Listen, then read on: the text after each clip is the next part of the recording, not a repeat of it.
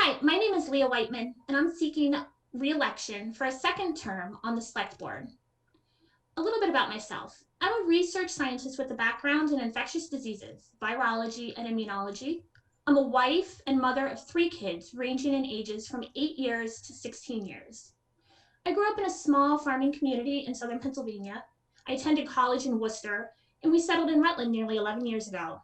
Rutland's open space, rich agricultural and historical background, and many community activities, coupled with the love for and dedication to the town that our residents share, are some of what makes this town so special. I've cherished the opportunity to serve Rutland the past 3 years, and I'm asking for your support so I can continue to represent you. Rutland has experienced a lot of growth and change in recent decades, and while change is inevitable, even the Greek philosopher Heraclitus had said, change is the only constant in life. I want to ensure that we as a town, an entire town, have a vision to plan and manage these changes and are working towards a sustainable future. Ensuring we have a sustainable town is one of my top priorities. I'm proud to be serving on the Town Center Study Group, which is tasked with providing guidance towards building a vibrant town center. I'm excited to be part of the Open Space Committee, where we will be assessing the town's current open space and recreation plan. And I am honored to be a member of the Master Plan Steering Committee, with our focuses being on housing, economic development, and land use. Working with our department heads, the other boards and commissions in town, and CMRPC, our regional planning consulting partner, and most especially Rutland residents, your voices are invaluable in all of these processes. We will create living documents that can serve the town in the coming years, not just the next 5 to 10 years, but also looking out over the next 15 to 20 plus years too. Similarly, as Rutland's population is quickly approaching 10,000 residents, I continue working to ensure that the town can best serve all of you, being mindful of any staffing and service requirements as the town moves towards this higher population, and being conscientious and respectful of how we work towards an attainable budget is an ongoing conversation that we can't allow to fall to the wayside. We need to ensure we have a solid foundation for this inevitable growth. While we want to maintain the small town feel, we need to make sure we are well equipped for the challenges of sustaining a larger population. I don't claim to have all the answers. I most certainly won't and don't get it all right all the time. But my motto has always been to pause and evaluate and think, what is best for the town, the entire town as a whole?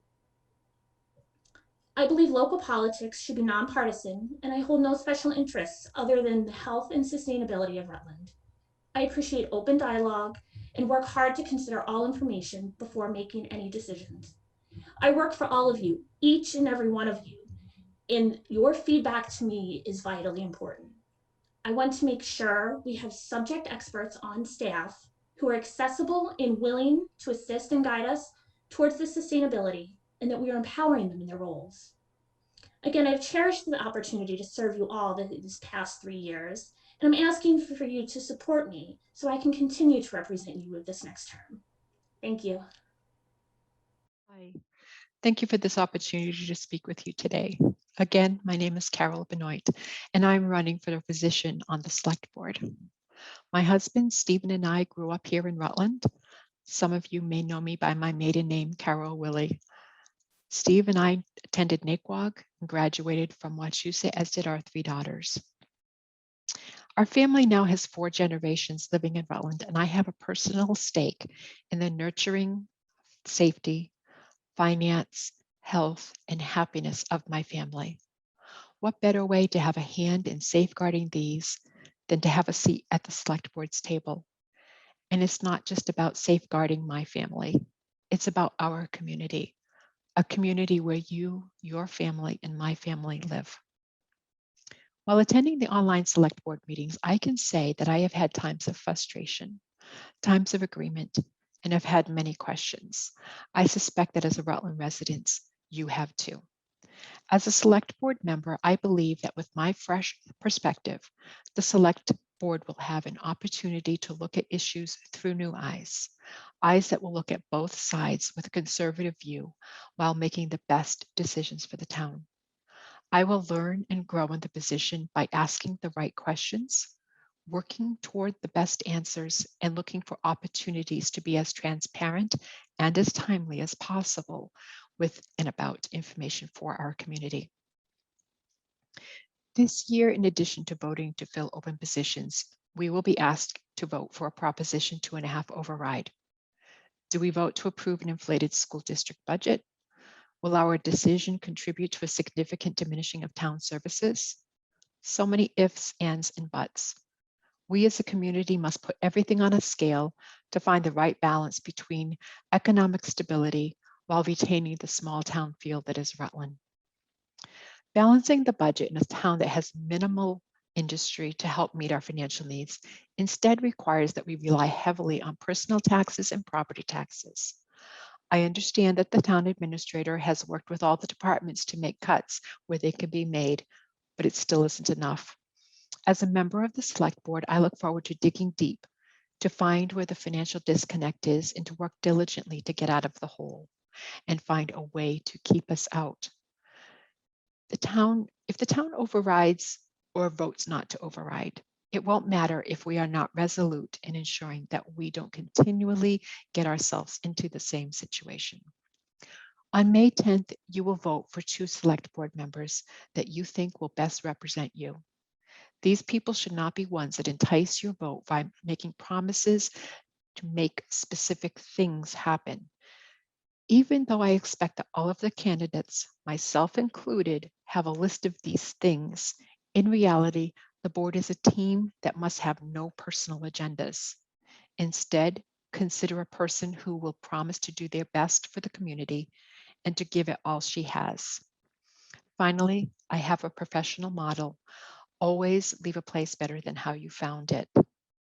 I thank you, and with that, I ask for your vote on May 10th. Take care. Hello, my name is Rob Halvorsen. I am running for a position of selectman. I have lived in the town for 18 and a half years with my wife, Deirdre.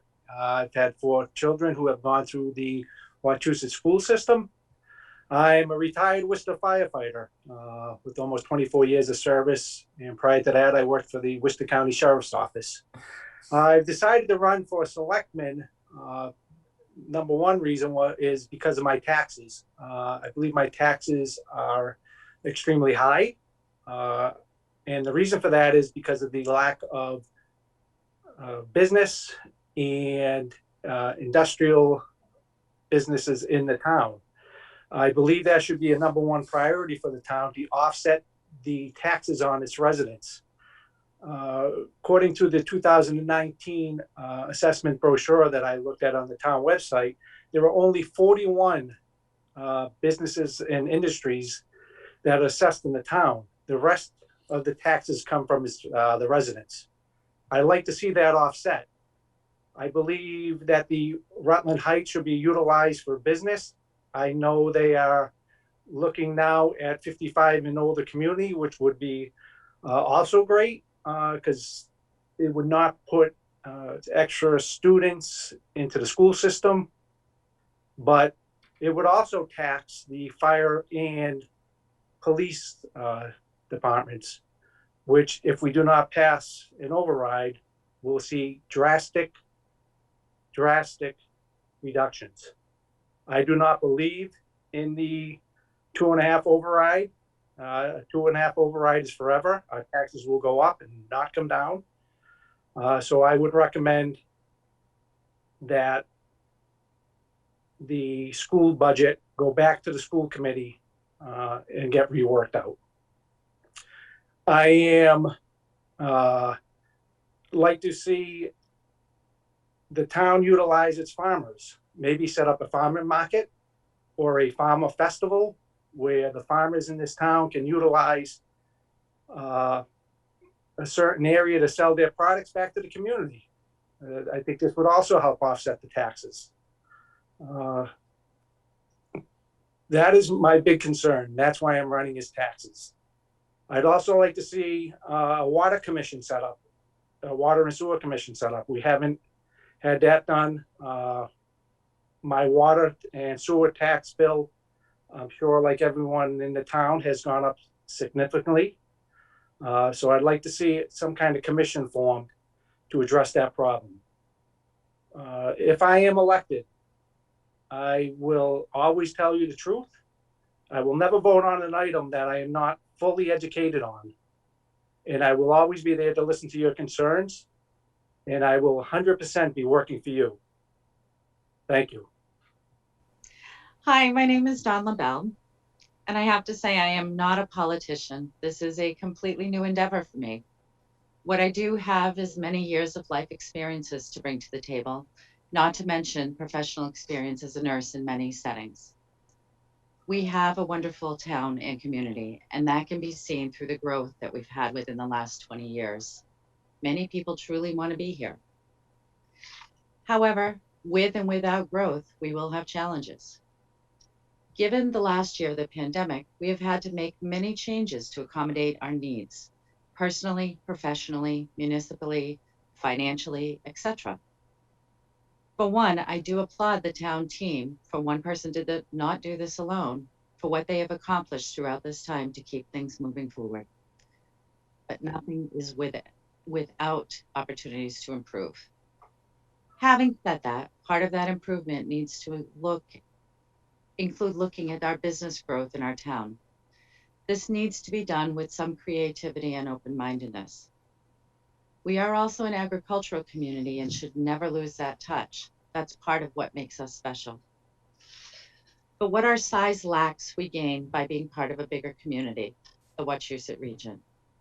This does affect us financially on the most part. We cannot stand alone, but we do need to have a voice that is representative of our population. We need to be heard. We have a very large financial crunch right now. There's no doubt about that. There are some serious decisions that are being made because of that. My hope is that we do not lose our ability to protect and serve our town, as well as certifications and services. We need to look at this creatively, not dismiss new or different ideas. We need to hear what our townspeople needs or their concerns. And again, not dismiss what these concerns are. There will always be decisions that are made that don't please everyone. One of the most important things is the fact that we need to be clear about why these decisions are made, the processes that we go through to make them, and sticking to our own and state, etc. rules on how things are done. We cannot create a process that has been agreed upon and change it to fit a perceived need or agenda. There should never be a time that transparency is a process is ever an issue. I know that in some cases there are legal issues that prevent some transparency, but those are usually isolated cases. It is so very important to understand the why to be able to understand the how. We owe it to our town to teach the processes. We owe it to our children to teach the processes. We all need to be invested in our community in some way, even small. Let's teach our children how things are done properly. Let's teach our children accountability and responsibility. And let's teach each other that we can do this together. Thank you. Hello, my name is Stephen Colangelo. I'm currently running for the Select Board in Rutland, Massachusetts.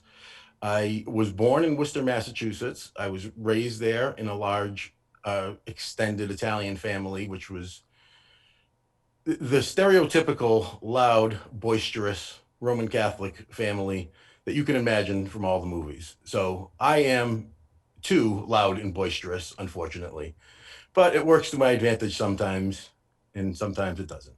Anyways, I went to high school in Worcester at North High. I was a varsity athlete in multiple sports. I continued to play competitive baseball until I was close to 30. When I got out of high school, I decided that I was going to give college a try. I was 17 years old at the time. It lasted 2 weeks, and I decided that going to work full time would be a better option at that point in my life.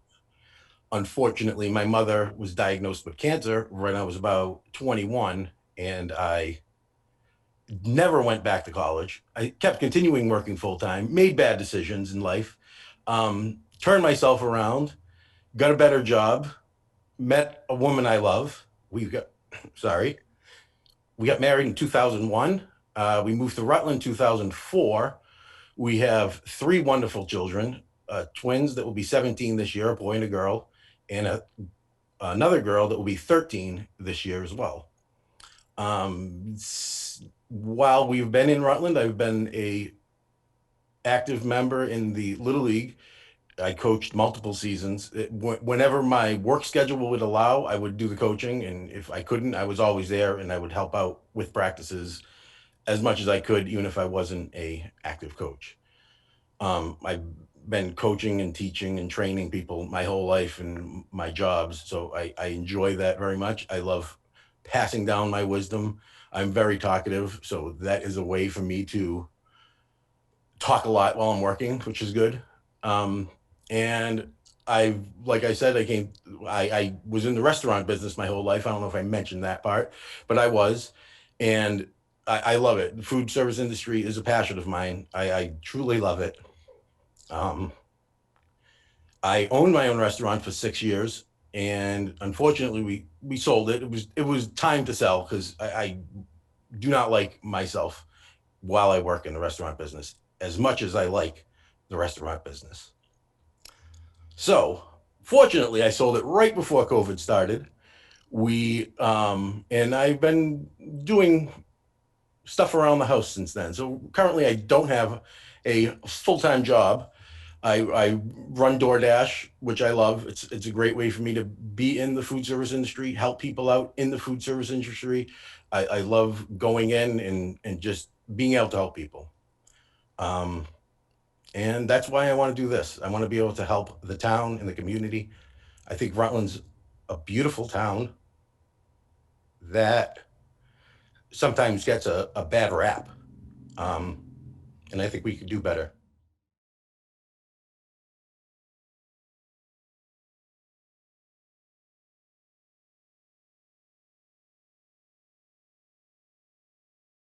I know there are some issues that are currently going on that some of them seem like they're in good hands and they're working out. Other ones seem like there's some pushback against each other. I know there was some confusion or debate about the 4th of July committee and the 300th anniversary, and that seems like it could be easily worked out though. And there was other issues that they all seem like they can be easily worked out as long as people are willing to work together and move forward in a decent civil manner with each other. Obviously, you've acknowledged the budget, and that's a huge issue. I think a couple of the other big issues are economic development, and we're working hard, I think, with the Town Center Study Group and the Master Plan Steering Committee to re-envision the ways that we kind of market Rutland to small businesses. I think that we have quickly realized, or recently maybe realized, that we're not likely to get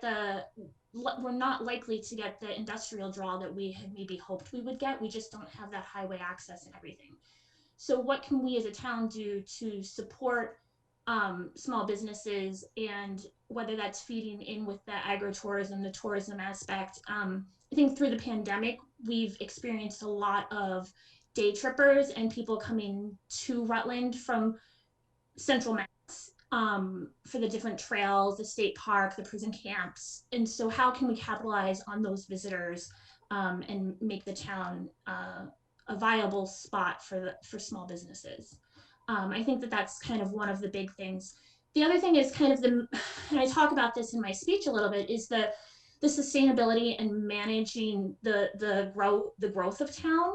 That growth is inevitable, and we just need to be mindful that I think no matter where you're coming from on that issue, we want to make sure we have a town that's healthy and sustainable going forward. And so what foundations do we need to make sure we have in place?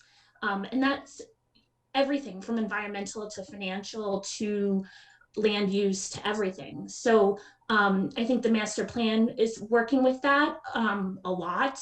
The kind of remodeling all of the open space and recreation plans as well, and working with the different department heads, police, public safety, fire, and DPW, as well as the library and council on aging. These are all resources in recreation. These are all areas that we need to be mindful of as our town grows, that we need to make committed efforts towards. We do have many issues and concerns throughout the town on growth, whether to allow more growth, more homes, more families, or not. Growth including families with children and or adult populations. We do need to look at that and see where we stand with not only the school systems, but the state reimbursement, etc., whether we're going to hurt ourselves or help ourselves with stopping growth. Everything does need to grow. We have issues with business growth. We do need more business space in town. We may never have the big box, nor do we want a big box store, but we do need to build that base because it can't all fall on the individual townspeople. With our growth comes needs of services from the town. This includes EMS, fire, police. We've got to keep that available. We are not small anymore in that sense that we can have just part-time or on call. And I do know that we have not had that for years. We can have multiple calls at the same time in this town. We're over 9,000 people. We need to have the fire availability. We need to address water availability for even taking care of fires. We need to address the sewer issues and water issues in regards to the cost, because these are hurting a lot of people. I do understand that we are billed by the Worcester region, and we really do need to look at how we can mitigate some of that because it is hurting us. There are many things we need as a town and many issues to address, and those can change by the day or by the month or by the year. We've done a good job through the pandemic. We've been able to provide public health through regional. We've done a lot of good things. It's almost tough to pick one particular issue or even two, because there are a lot and there will be a lot. It isn't just a static opportunity to fix one thing and not affect many others. So I think another concern or issue for the town is the ability to continue to work together, have that communication between the boards, have the boards actually working together, sharing information, giving information, and not owning things so much so that people have to do things in triplicate to get there. So when I hear issue, sometimes that's a negative connotation, but it's not in this case.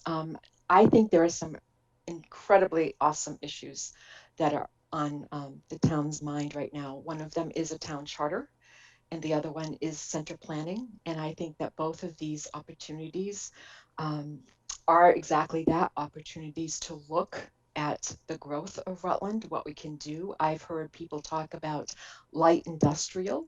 I know there's still things that are being talked about up to the Heights property. And I think that they're all, as long as they're all looked at for not only today, but what's 10, 15, 20 years down the line, I think that we'll be in good shape. I think one of the major things would be, other than the budget, you have the growth, growth cap on the town, which it limits income coming into the town, but also if a farmer wants to retire, and or say two farmers want to retire and move out of the state, and the only place people they can sell their property to is builders. Now we'd limit that farmer from selling his property and retiring if he wanted. I believe the cap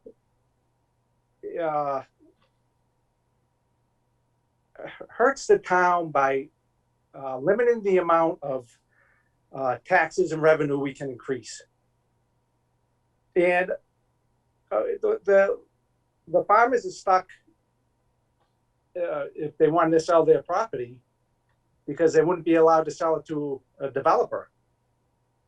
So that's probably one of my. I'm not too crazy about the cap on the housing.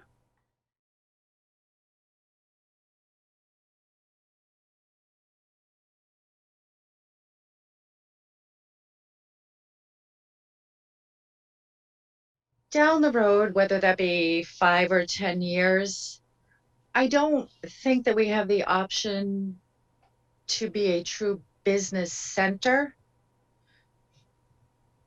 We are just far enough away that larger businesses do not want to be out here thinking that they will not have the foot traffic.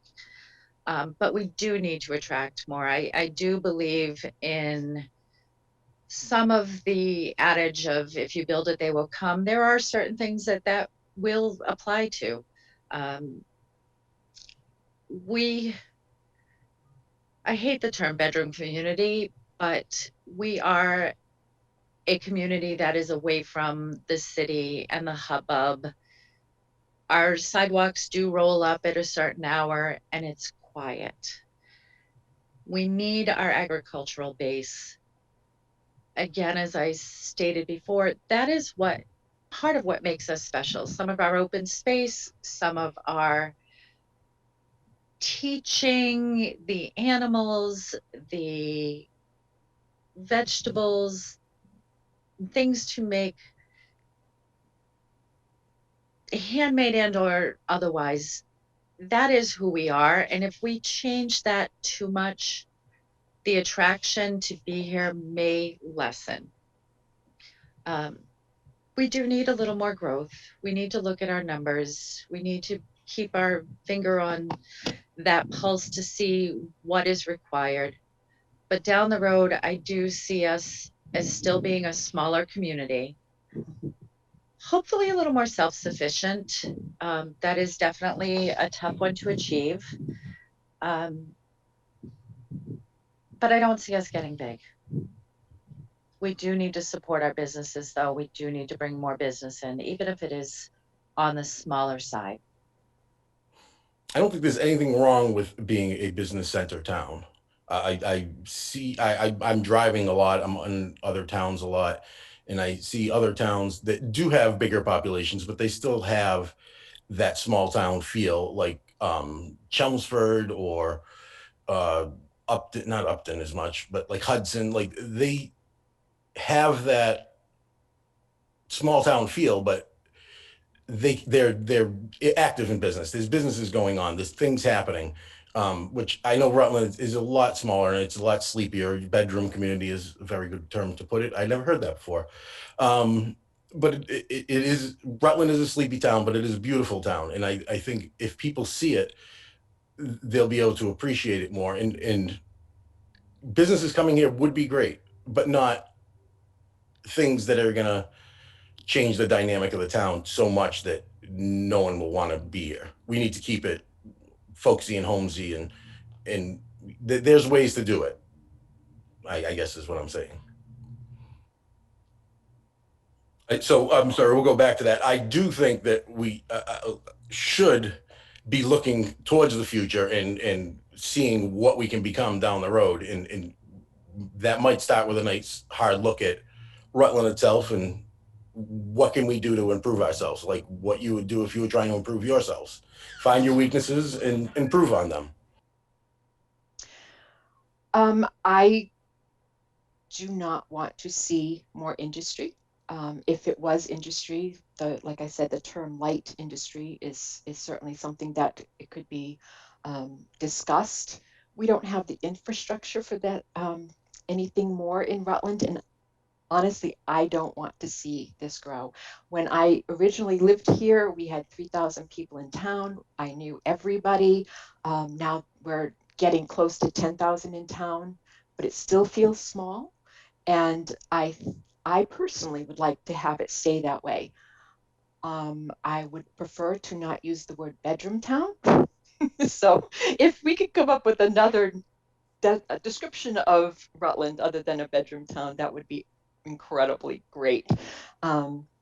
but I really look forward to in doing the growth. Everything grows, so I want to be sure that we're looking at the new housing that gets put up, and I'm interested in to know what is the real cost of putting a house in Rutland. You've got the streets, you've got the if they've got children, you've got more children in the schools. So I think there's a lot to be looked at, and I want to make sure that all our bases are covered.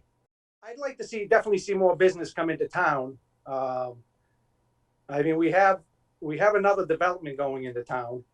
Um, the businesses will offset our taxes. Uh, we don't need a huge uh, amount of like factories or something large, but small mom and pop shops, um, strip malls here and there in the town. It would definitely offset our taxes. That's the problem with this town. We don't have enough business to help offset our taxes.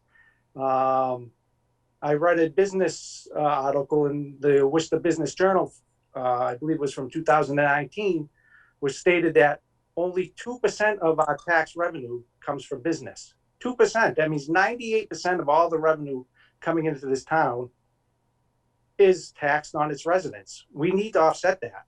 I don't believe the town can survive on just keep taxing its residents. It's too high.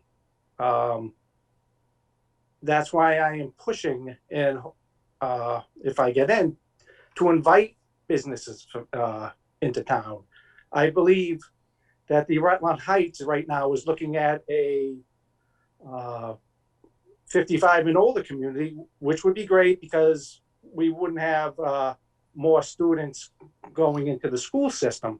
However, the 55 and older community will also be taxing our first responders. And that could be a problem if we have to all of a sudden lay off 20% of our fire department budget, cut to 20%, lay off seven police officers due to the budget.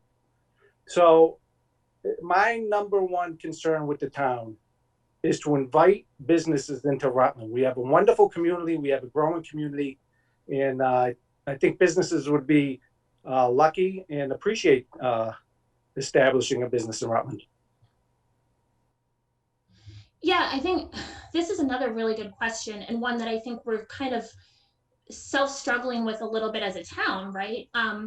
I don't know that we're ever not going to be a bedroom community. I think that that's just by nature of our location, a little bit of the draw of town.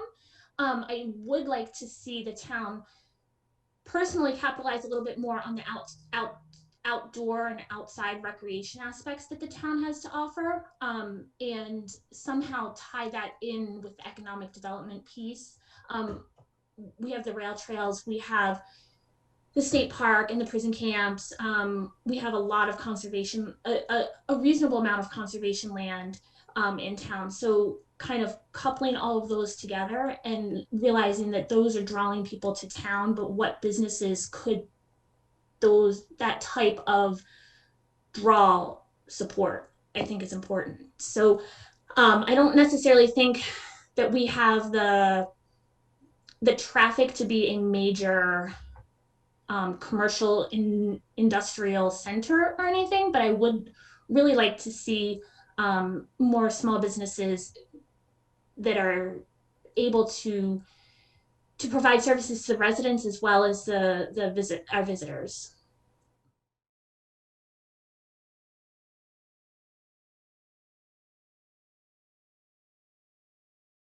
Hello, my name is Kumara Govardhan, and I'm a candidate for the Wachusett Regional School District School Committee as a member from Rutland. I want to thank today the Rutland Chamber of Commerce and also Rutland Community Television for hosting this event. I think it's a great opportunity to get those candidates that are on the ballot here on May 10th to be able to talk directly to the voters. I myself, I work here in the city of Marlborough, Massachusetts. I live in Rutland, and I am a medical technologist. I have previous experience when I was in school with a bachelor's in biology and a master's in biology. I worked in teaching as a teaching assistant for lab courses. I've also done various educational outreach programs to help those students that needed extra help throughout multiple parts of my career. I've also been trained as a scientist and have published here and there various things that I was involved in on the research level. In this school district, as well as many others around the country, we have had so many issues and how we are able to give students across the nation quality education and a quality experience, all in the midst of a pandemic. If you go and you speak to any parent, any student, any educator, and also anyone at the administrative level in practically any school district in America, you are going to hear some stories. Here in our own Wachusett district, all I had to do was begin talking to parents and talking to students. And quickly you realize that remote learning and also for parents working from home all came with various challenges. Educators also pointed out all the different issues they had with remote learning. With all that put together, here we are almost 1 year after the pandemic began, and this district has taken the headwinds that were thrown their way, and they've really done a great job. Personally, if I'm elected as a representative for school committee here in Rutland, my approach, going off of what we've now experienced in this last year, is slightly different for this one reason. Now that we know what we're up against and now that we know how to deal with the pandemic and education, I want to invest in every single stakeholder that has anything to do with the Wachusett Regional District. By that, I mean not just students, not just parents, not just teachers, and not just educators. I also want to include in this conversation local town officials, people that are in the community who may not even have kids, and also various businesses and multiple other groups in the 5 towns. What I'm seeing is that the district, in various meetings I've now seen that have all been broadcast by state policy and district policy, I'm seeing that we have more work to do. There are going to be different challenges coming our way.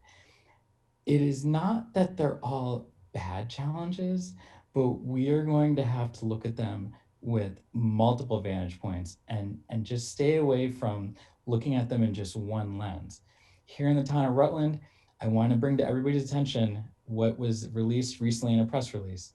Town Administrator St. Angelo went ahead and issued out a press release and went into pretty incredible detail what is going to happen for Rutland and the services that the town provides in light of the budget number that was given by the Wachusett District. I want everybody, if you haven't already, reach out to a friend, reach out to a local neighbor, begin having this conversation, and then also go onto the website and see. The town administrator also posted, what will that mean? Well, so on the ballot on May 10th, in addition to the several candidates running, we also are going to have a question on the override. Now, this is going to be important, but they've also posted, what will this mean for your property taxes? For those people here in town who do own property, this is going to be a very important thing to consider. In addition, for those folks who have children and for those folks who have seen multiple other problems that are developing, we need to now come up with a way to begin a conversation that encompasses multiple different groups. We have to look at the budget from the district side. We have to look at it from our town side. There may be things that have to be done going forward into the future. And this is so we can try to avoid a situation like this in the future, or even more so, be more prepared for it.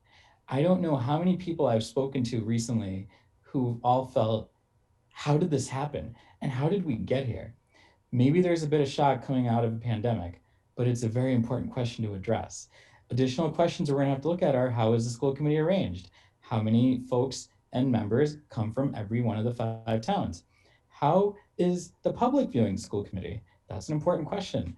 Multiple times within the last year, there have been questionable moments that begin one to wonder, do we have the level of trust that we need to go forward strong for the kids in the community?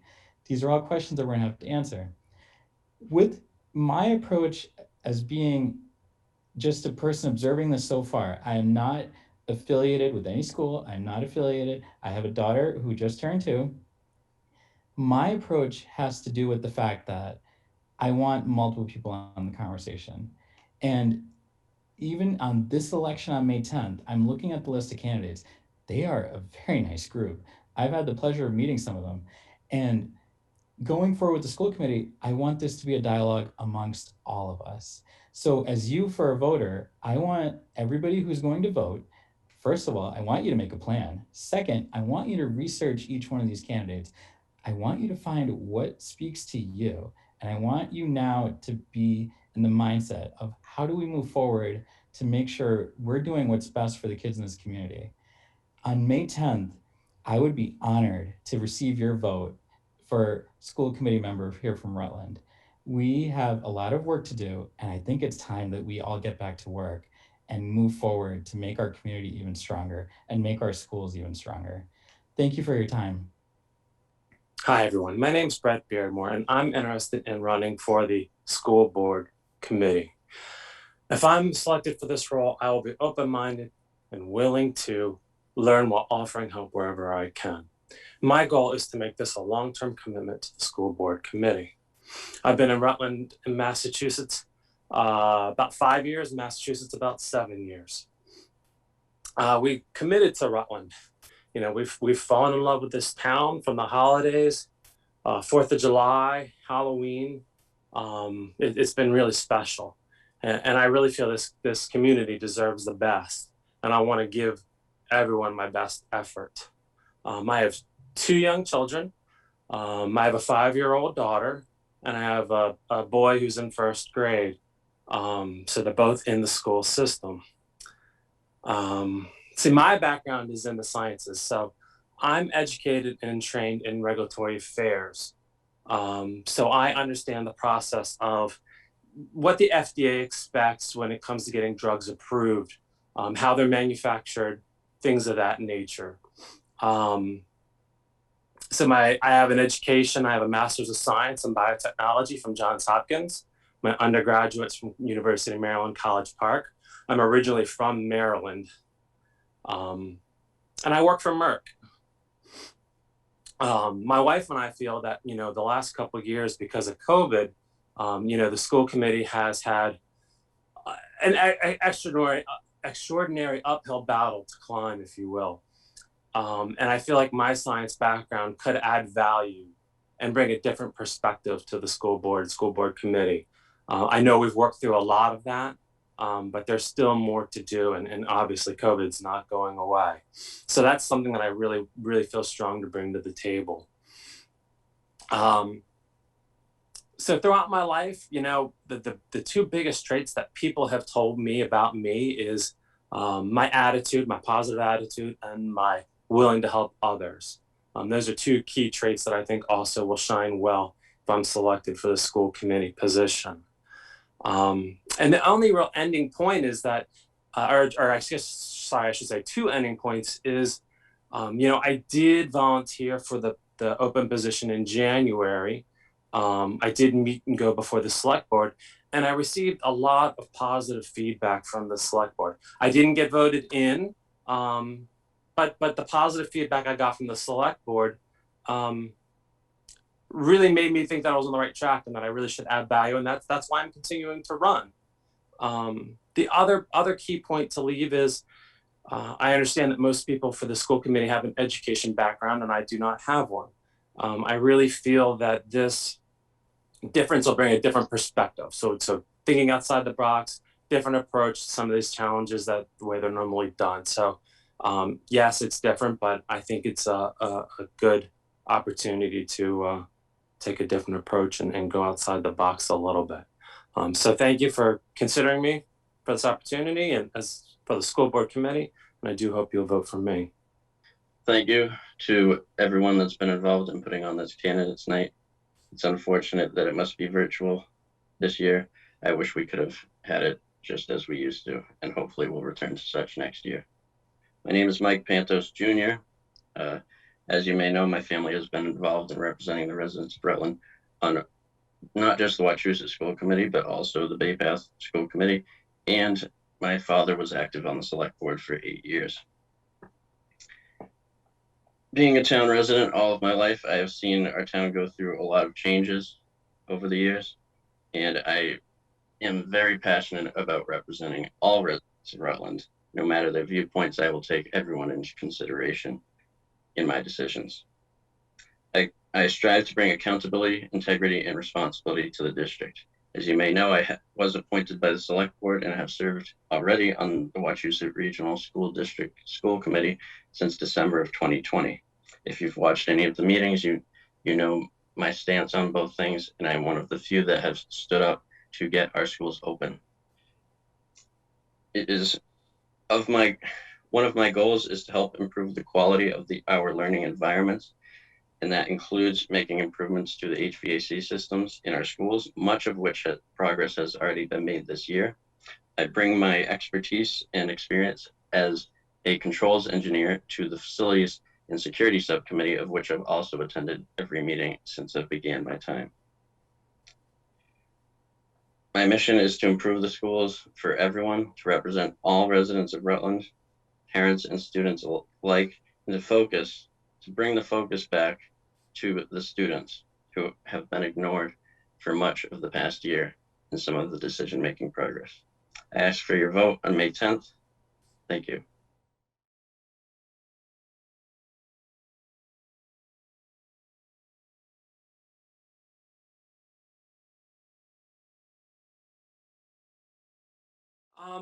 My understanding is that it is representing Rutland and Rutland's perspective on the school committee. That's what I would do in this role. That's one of the biggest important things. And then the other thing is making sure that the kids' needs are met. So especially in these COVID times. So we've got to make sure that, and I know budget's going to be a key part of that. To dive a little deeper, I think those are the two key parts: is making sure the Rutland voice is heard on the school committee, and making sure we really make sure we meet the needs of all our kids. And so I've learned, and I know that each family is unique, each child's unique, and you've really got to have a broad approach that works for everyone, and that's hard to do. That's very hard to do, and there's lots of voices and there's lots of concerns. So. If I was selected for this role, that's what I would do my best to do.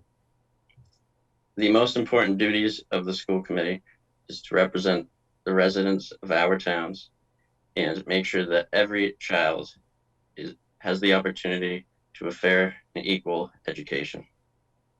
I've noticed that different members come from different backgrounds, and even in watching some of the committee meetings, multiple members have no problem expressing what they do or don't know. However, one of the most important duties starts with, even if you're not fully immersed in the world of education, begin by reading the protocol, begin by reading the parliamentarian style that the committee meetings are run in. Then begin by doing the research and reading lots of material that are going to be presented, not only from the superintendent, but also from higher state officials. It's going to be important to not only take information that you receive from students, parents, community members, but also put it into the context of the information that's presented in front of you, and then be able to come up with a way to work with other committee members, and also to find out now, with multiple pieces that are in your possession, how best to go forward as a team. The committee is made up of multiple members, almost closer to 21, 22. The number seems to fluctuate here and there. People leave, one person comes, one person goes. Even with all that, it'll help to just make a collective effort to continue whenever you're put on a subcommittee and to voice concerns and questions that are brought forth by parents.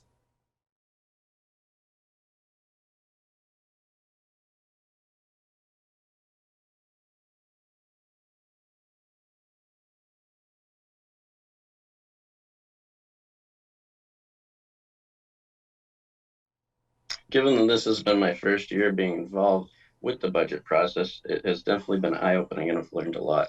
I do feel as though our school committee has a tendency to micromanage some aspects, and in regards to the budget that can be necessary. I don't believe that enough has been done to decrease the budget where necessary and allocate more funds where necessary. So I believe a lot of school committee involvement is necessary. Yeah, so in recent times, I've I've sensed a little apprehension from members of the community and also from within the school committee meetings themselves. I watched the last several in relation to the budget. Personally, it's not that it's not a good system, but for some towns, especially the ones, for example, like Holden, Rutland, and Sterling, Paxton, and Princeton, each town to a varying degree probably has felt a little bit more to ask the question, where did the money go? It's not that the district hasn't been transparent, but I think if they hear more information from their members that they send to the meetings and that sit on the committee, it'll help foster a better dialogue. It might give more insight to say, okay, this explains more. Now we understand a bit more. I think that is going to be vital to creating a little bit less of just feeling as though the budget was just emailed out to the district towns. And it would be almost more that the towns would feel, okay, now we're an integral part of this process. It's that we're part of the process and we're not having the process done to us. This is a conversation I would definitely further want to have with town officials. I don't think there's any humility and maybe some honesty coming from people who receive these and then have to make difficult decisions like putting out an override. Is that how they feel? Do they feel maybe there are better ways to do it? I think a little bit more integration of committee members might be something to try. You know, I'm not clear if in previous years it's ever been tried, but based on what I've seen in the last year, it could help.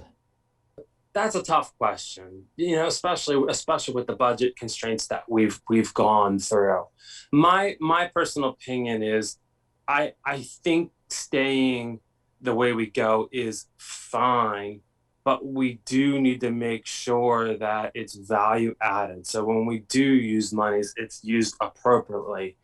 Um, I think that's I guess that's the change I would make is that there's been some challenges where our budget. I did just mention about how the budget is, and I know we're off on our budget. We've got to be. We can't let that happen again. So when money is being spent, we need to make sure it's being used effectively as possible.